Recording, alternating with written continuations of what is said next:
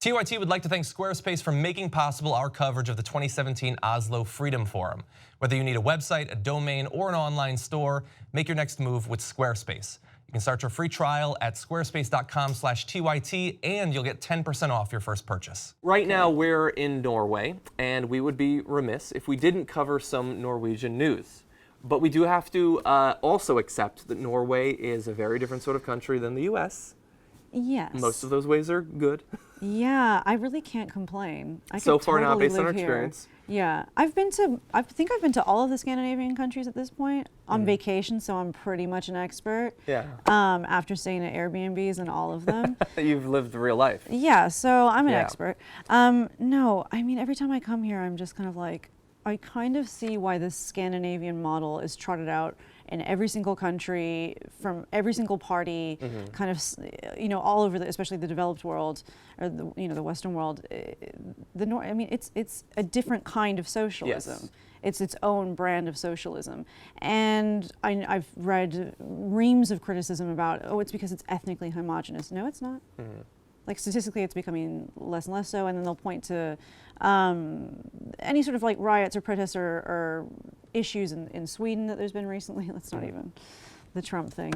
I'm having flashbacks to him being like starting a whole thing in Sweden. Remember when he was? Oh, no, I actually don't remember that. No, remember it was like when he was doing his like victory speeches, and he was like, "You see the problems they're having in Sweden." Oh, and yeah, he was yeah. referencing Throw a firebomb in a whole country that way. Yeah. But it's weird because there are these policies that not universally, but generally seem pretty successful for long periods of time and are very popular. It's almost as if some American politicians should take some of these lessons and try to apply them in the US. I think that would be popular. Well, yesterday I bumped into a very nice older farmer, and he was like, "I'm just around the corner. We're protesting that the government has lowered the amount that they buy all of our crops at." I'm like, "Oh, okay." And Yeah. it's such a weird It's gap. a divisive issue in America too. Yes. Subsidies for certain crops actually have I don't even think it's widespread subsidies. policy in place. It's like they straight up buy. Oh, like straight up most buying. of- I mean, we do the same thing in the U.S. Yeah, that's true.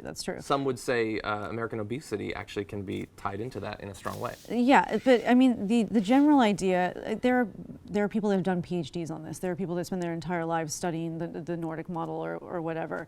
But the basic idea is let's put gains back into society so that it's better for all of us. It's a crazy idea. Yeah, why don't we start by putting the gains into the top 0.1% of society? They should, and just do that for a couple hundred do that. years. And Don't see get what me wrong, happens. it's still definitely not, it doesn't seem like, I don't know what the stats on social mobility are here, but there's still very much like an aristocracy and actual royalty in There's a many of these king. countries. Yeah. And aristocracy as in like actual landholders. And I don't think the wealth moves around a lot, but I think that the distribution and the gap, I'm sorry, like you can see it all around you. It's the gap is much smaller than what we have in the United States. Yeah, exactly, and look at any year's happiness index in countries across the world.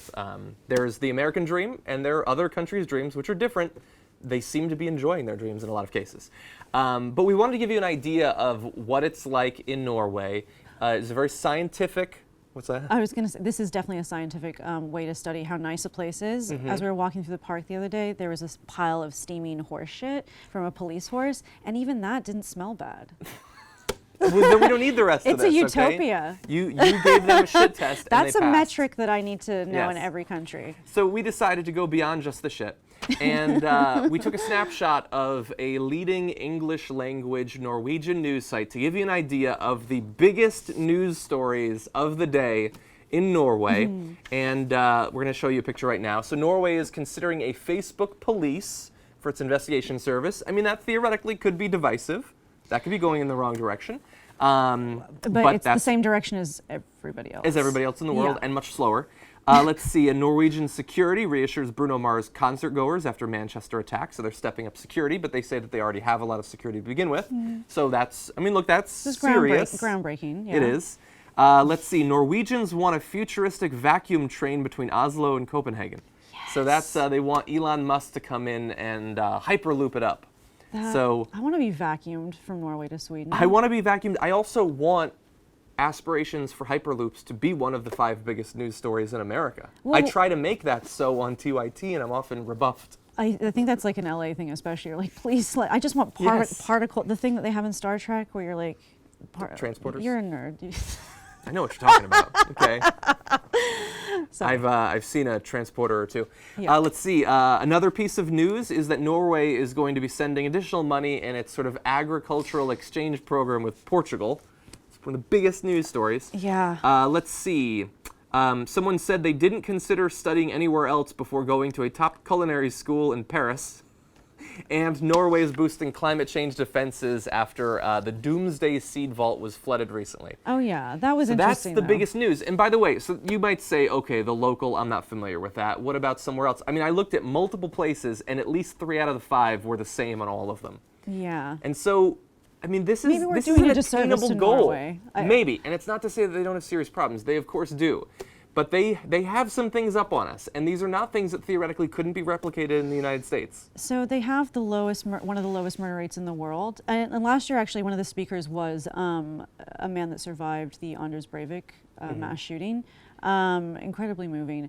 But even there, they have this like the smallest number of prisoners in the world, or one of the they're in the index of that. They have some of the smallest groups of prisoners in the world, and the recidivism rate is the lowest in the world. It's Again, maybe it's we could learn impressive. something from but them. obviously, of course, those stories come out all the time about like luxury Norwegian prisons, and I think the Breivik, the maximum sentence you can get here is like 21 years. I think so, yeah. Which is mind blowing. Yeah, I think that there are still ways that they can keep him in. And I bet you there are people here that are not happy with that and think it's ridiculous. But I also think that most Norwegians, I'm not gonna speak for most Norwegians, but That's our job. I don't know if there's, I don't feel discontent fomenting around me. I think I don't. satisfaction with their government and society is probably a little higher than ours right now. It seems so. I mean, Totally that's true, I think, anecdotal. in a lot of failed states, actually.